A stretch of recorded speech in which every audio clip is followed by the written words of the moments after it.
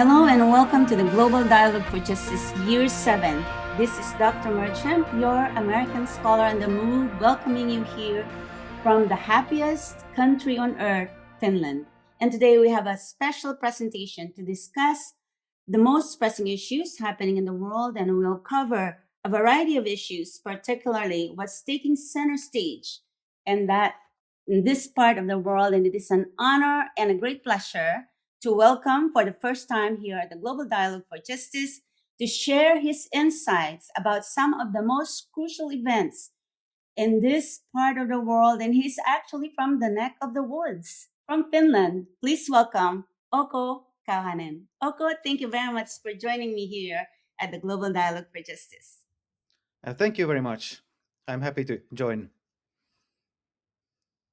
Oh, we're doing this broadcast and we have cats and they're welcome here at the Global Dialogue for Justice. So first, I really thank you very much for you coming in here in our program. And so I truly appreciate that you'll be giving us, sharing your insights about, not just what's happening right now in Greenland, but also your knowledge being here and from being a Finnish person with a lot of experience from the Russian experience to the Ukraine. So please, the floor is yours. Okay, thank you. So I would first like to tell the most prominent global issue now has been, of course, Ukraine war for quite a while already. But these recent events with U.S. actions and hostile rhetoric have been also now a very growing concern, I would put it this way. And so this what happened in Venezuela, then U.S. pulling out from treaties, and finally this Greenland issue now. So we have a long history with Russia, them meddling in our internal politics, and there is a lot of generational trauma from past wars, invasions, and for us it took many decades to rebuild trust after Second World War with Soviet Union and Russia, and establish friendly relations. And that was pretty much all gone in an instant when Russia invaded Ukraine. And now I kind of see it this same concerning pattern with U.S. Politics, and if U.S. plans to or indeed goes into Greenland, invades Greenland, then goes down the same path. And something I would like to remind that trust is lost quickly, but rebuilding it will take a very, very long time. So yeah, it is a kind of it gets a lot of news coverage, all these Greenland events. Venezuela was also covered in the news, and it's a topic in public discourse. People are genuinely concerned over it. Yeah, so we kind of had this illusion for a long time, and of this Western support, and we have rule-based world order. We uphold international law. Even small countries can have their say, and things are mutually agreed upon. And now these recent developments challenge that. So looks more coercive than kind of a cooperation now.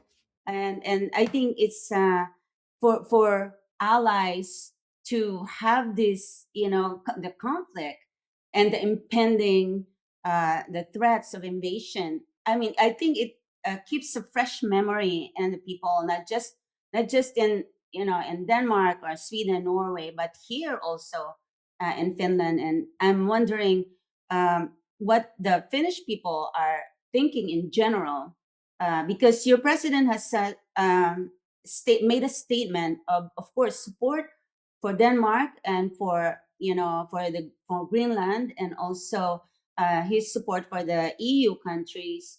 And but he's always been very he likes the West as well, and he said that.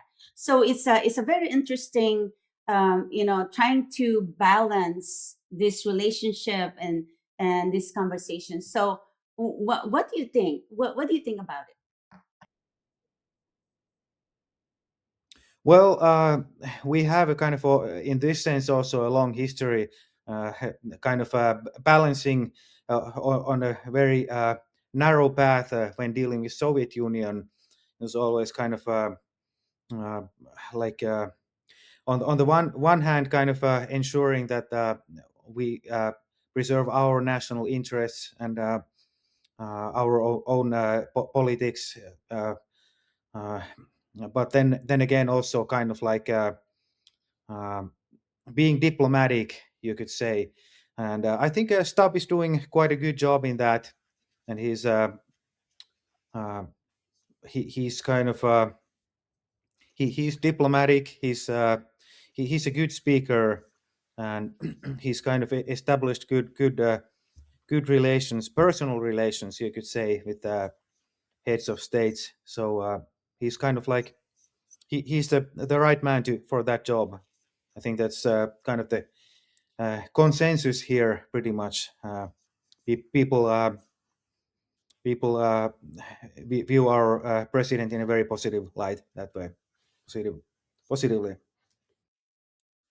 That's great, because I think in this times where it's very, it's very complicated, and we need leaders who's with the ability to make that relationship a better, able to communicate effectively without making things worse. And I think with Meloni in Italy, she's taking a role, something like that. But she's also being criticized. It's really hard. It's a very a complicated situation, and I think having leaders like President Stubb of Finland, with the reputation of being, diplomatic and calm and well spoken. I mean, he's. I think it's amazing.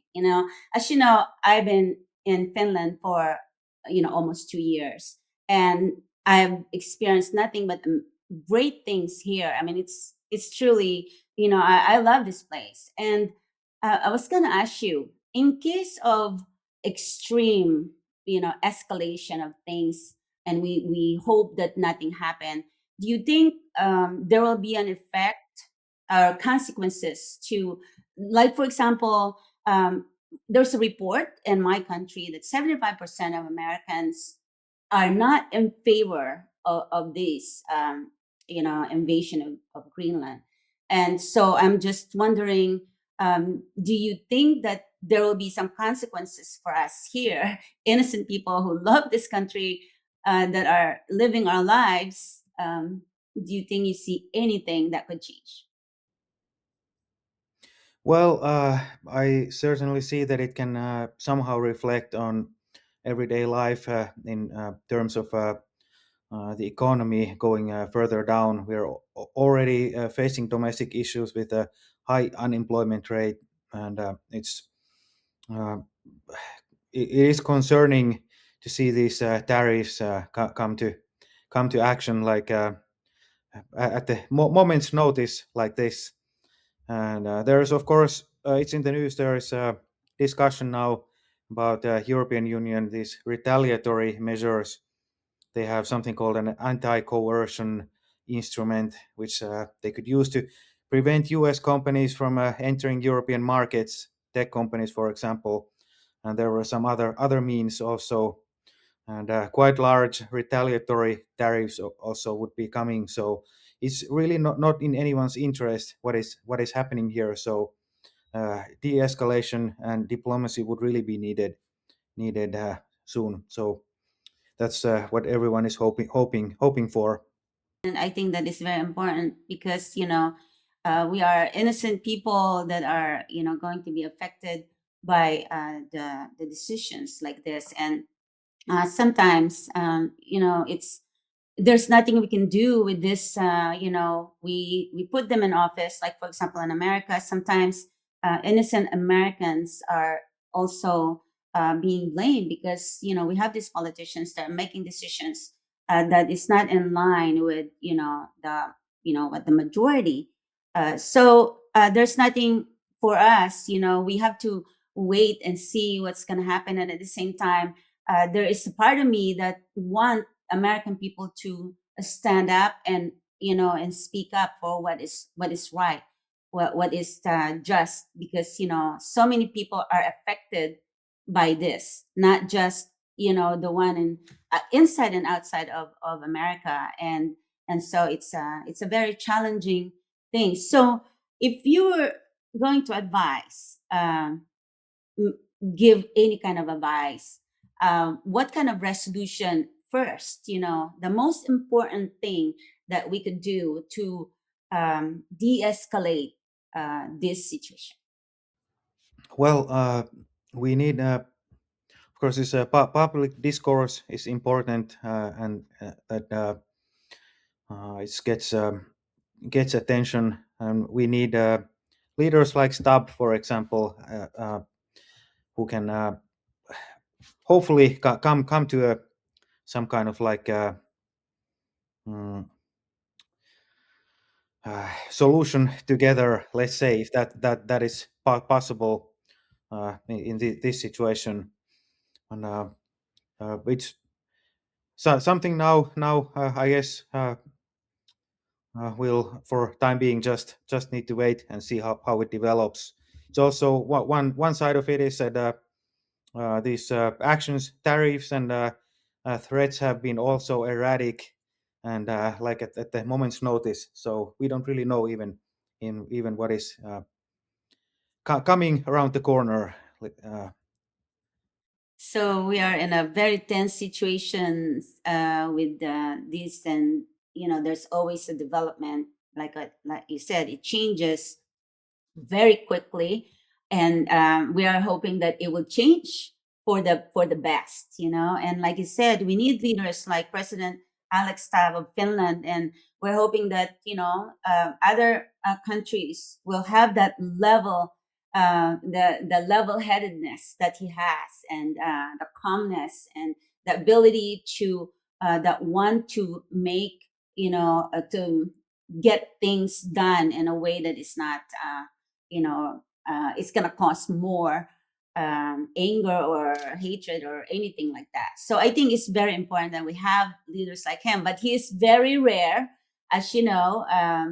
So we are hoping that some European leaders will step and come forward to be as diplomatic as he is. So it's very cool to see, actually, to have somebody like him. And I've watched many of his speeches and his travels, and he's a good representative. And these times, we need someone like him. Well, I would say that Europe and US need each other. We should not forget that in the long term, it's for economic development and a stable world also. And if we cannot trust each other as allies and partners, it will be a more dangerous, unstable world we will be living in, and it's not in really anyone's uh, interest or our best interest, not US or Europe. So there's like I could quote, there was an old Swedish saying during this slogan during Second World War. It was that the Finnish cause is our cause. So it was they saw it that for them to have uh, security, that they needed viable and like let's say independent Finland there with them. So like we were tied together in that sense, and it kind of fits here also. I would say that Europe and US need a future together, and it shouldn't be thrown away this way. What a great message. So I thank you very much for your valuable contribution and insights. Especially, it's needed, it's timely, and it's needed at this time. So I hope I will see you again here at the Global Dialogue for Justice as we continue to wait and see what's going to happen. And we're hoping for the best because it's very important that we can work together and there is no escalation. There's no further escalation on from what we are now. So I thank you very much.